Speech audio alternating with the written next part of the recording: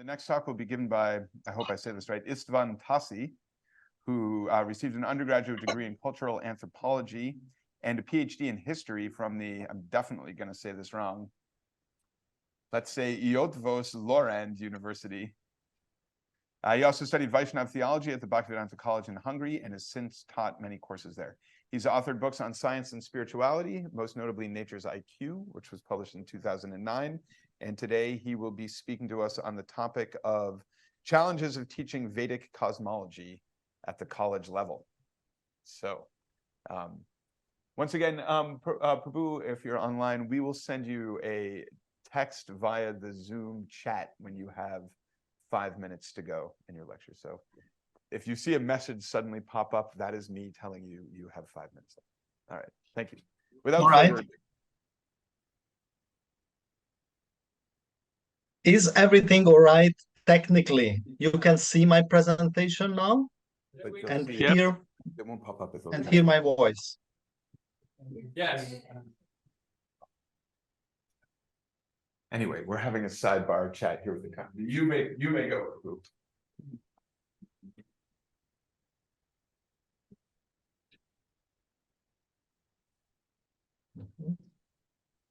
The microphone is yours, Ishvar Krishna. Oh, wait a minute. No, thank you very much. Hare Krishna. When you are at the teacher's desk, you have to answer questions. I teach Vedic cosmology at the Bhaktivedanta College, Hungary, and try to clear the students' doubts. In a few years, we will have a functioning Vedic planetarium in Sridham, Mayapur, and we will all be asked very similar questions around the world. We will all be at the teacher's desk, and it would be nice if we gave similar answers to these questions. I think it's important that ISCO researchers list open questions about Vedic cosmology and outline possible answers. But do not forget, in some cases, there are more than one possible answer to the same question. And we don't currently know what the correct answer is. What can we do in these situations? Here is my proposal for dealing with problematic issues. First, we have to make relevant research. Second, we should put on the list the authentic answers, which are not in contradiction with Shastric information and the Vaishnava Acharyas. That also means identifying and excluding non-authentic answers that are inconsistent with scriptures. Thirdly, and finally, we should acknowledge the variety of possible authentic answers and do not try to push only our own preferred answer. In this presentation, I will cover 3 popular problem areas raised by our college students regularly. First, what does higher dimensional cosmology really mean? How do we explain this term?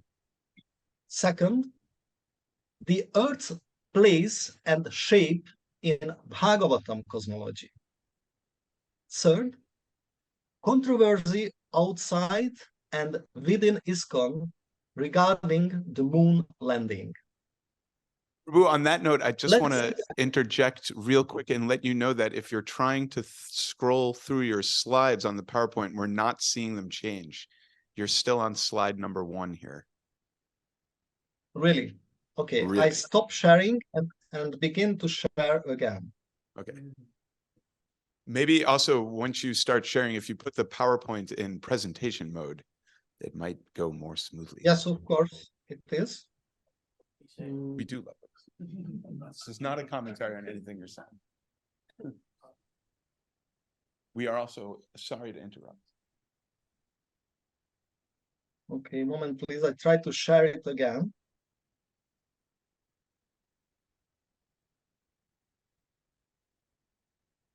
Here we are. Now it is working better, but you can still put it into presentation mode. Of course. Do you see it in presentation mode at the moment?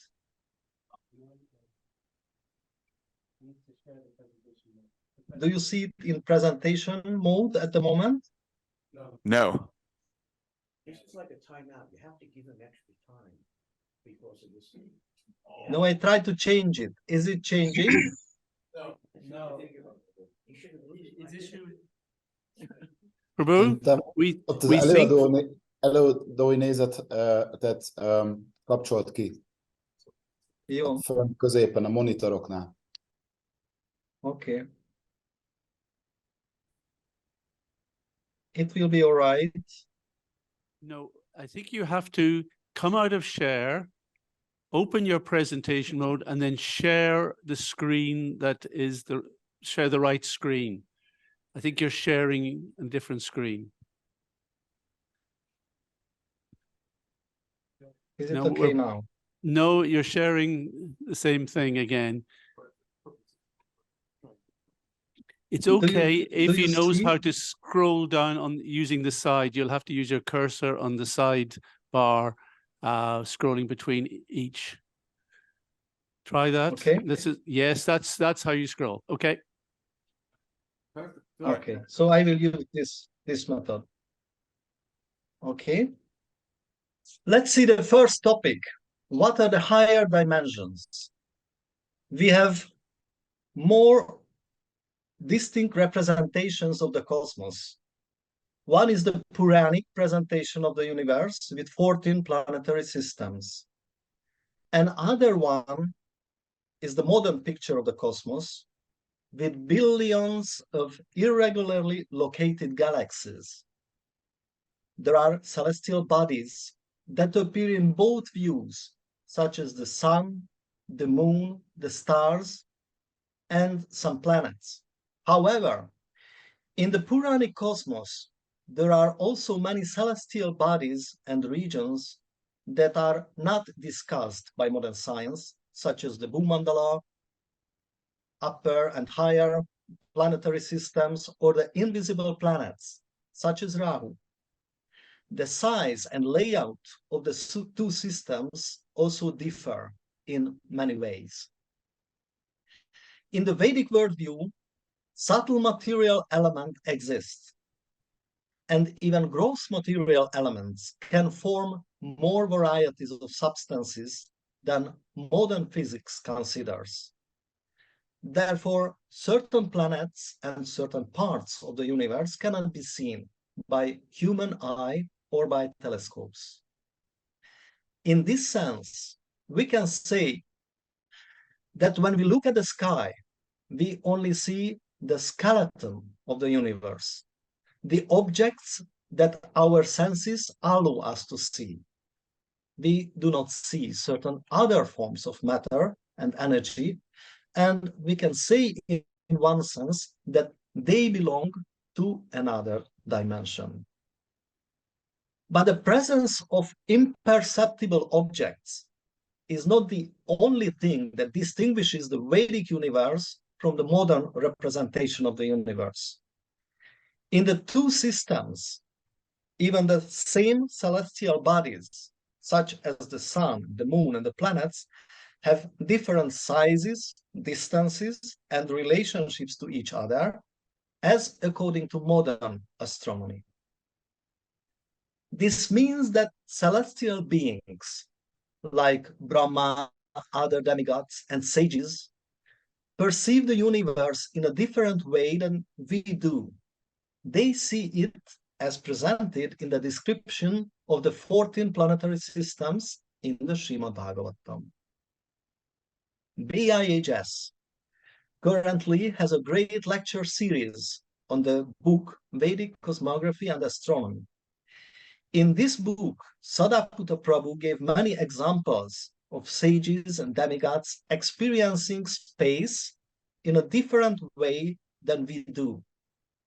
They sometimes use space and travel through space in ways that are not possible for us.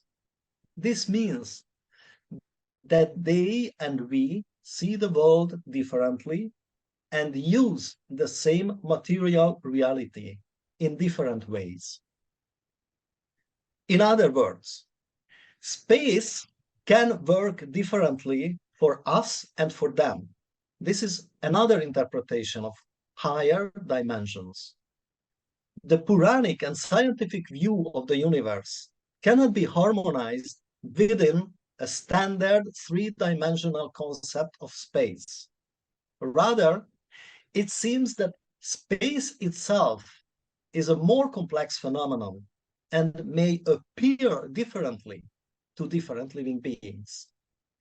The operational possibilities of space are more diverse than what modern science can imagine or explain. And perhaps the objects in space and their relationship to each other can also be seen differently by beings with different levels of consciousness.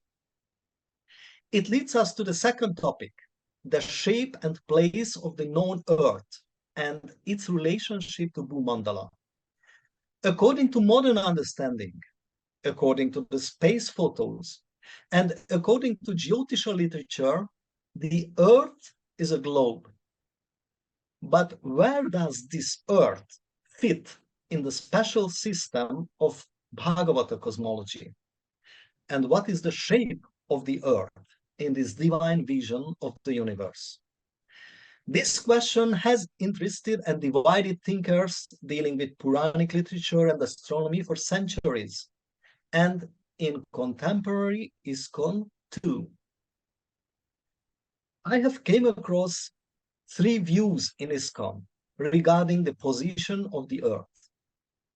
According to the first position, in Bhagavata cosmology, the Earth is also ball-shaped. This globe is close to the Bharatavarsha region of Jambudvip. This Bhugola or Earth globe view is represented, for example, in His Holiness Dhanavir Goswami's writings and videos. According to the second view, the Earth, what we observe as a globe, is equal to or part of Bharatavarsha, and in the Bhagavatam cosmology, this area is basically flat.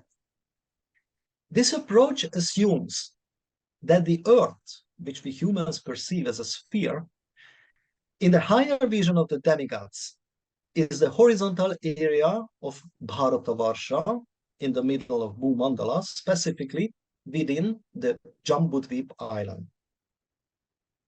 We cannot be surprised at the different views of the demigods, since even earthly beings experience the same environment differently, due to the differences between their senses and their level of consciousness.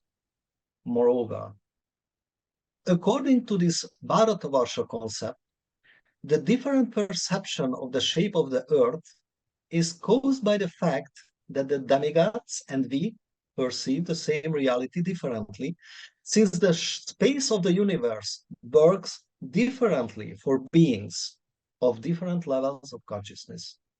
As Sadaputta Prabhu said in one of his lectures, the Vedic literature requires a different concept of space. According to the third approach, the Earth is flat even in our own reality. And this flat Earth is the Bharatavarsha portion of Jambudvip. This view is popularized in ISKCON, this flat Earth idea popularized in ISKCON by Maheshwara Das. The flat Earth conception is highly controversial nowadays, and I think ISKCON researchers should consider and decide if it is a valid conception at all. In other words, these three logical solutions all exist among ISKCON thinkers. First, the Earth is spherical, according to our point of view, and also in Puranic cosmology. Second, in all reality, it is a sphere, but in the Puranic system is flat. And the third, the Earth is flat in all reality and also flat in Puranic cosmology. I think BIHS researchers should carefully consider the quotes and arguments in favor of each view. But even in that case, it is possible that several parallel views will survive side by side. And here is the third topic, which was also mentioned today in the morning session. One of the relevant questions regarding the moon, that it is possible to reach the visible moon. According to NASA, there were several moon landings between 1969 and 1972. And they also have a plan for a new moon expedition called the Artemis program.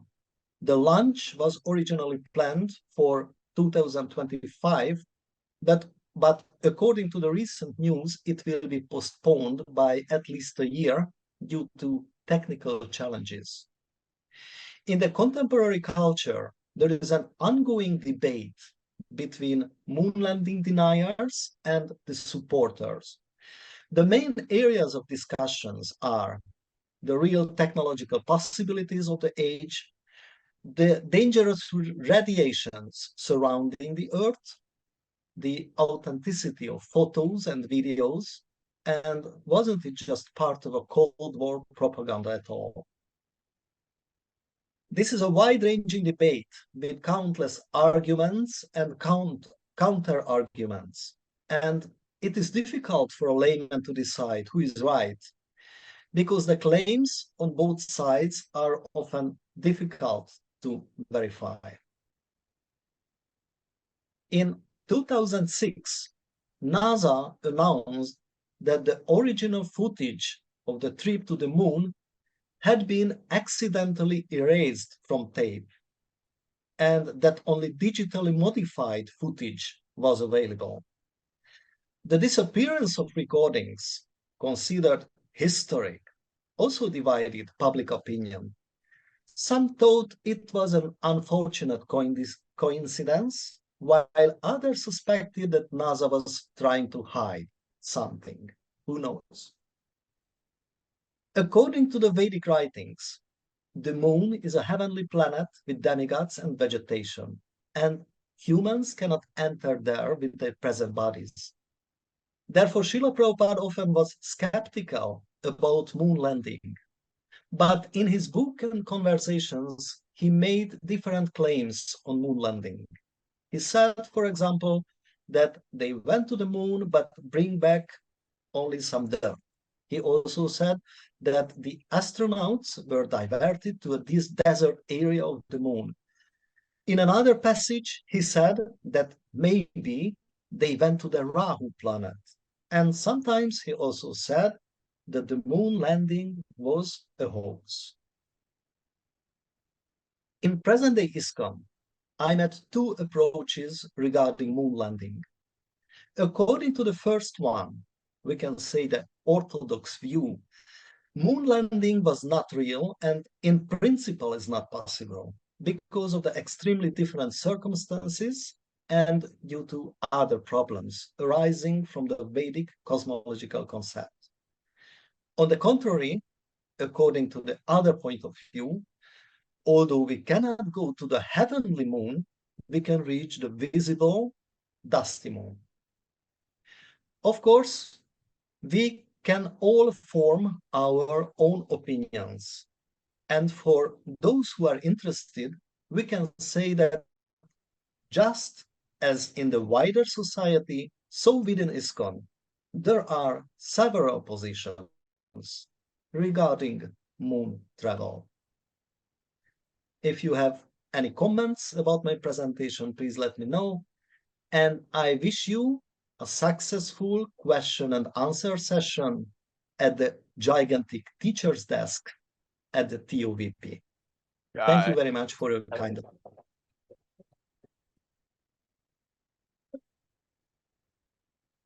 Thank you very much. One thing I really liked about that PowerPoint that I always encourage all of my students to do when they make a PowerPoint is to put as few words on the slide as possible, and then tell the audience what you want to know. And so he did a very good job of that. I don't know. Can you hear me? You should be able to hear me. Yeah. I do just want to make a comment about the flat Earth thing, as this is a pet topic / peeve of mine. Which is that it is the unanimous consensus of the Bhaktivedanta Institute of Higher Studies that the Earth is not flat. We have Stita D. Muni Prabhu, along with Prishni, with some contributions from myself and some others, have written a long form book of that, which may be available to the public at some point in Kali Yuga. No, I'm joking.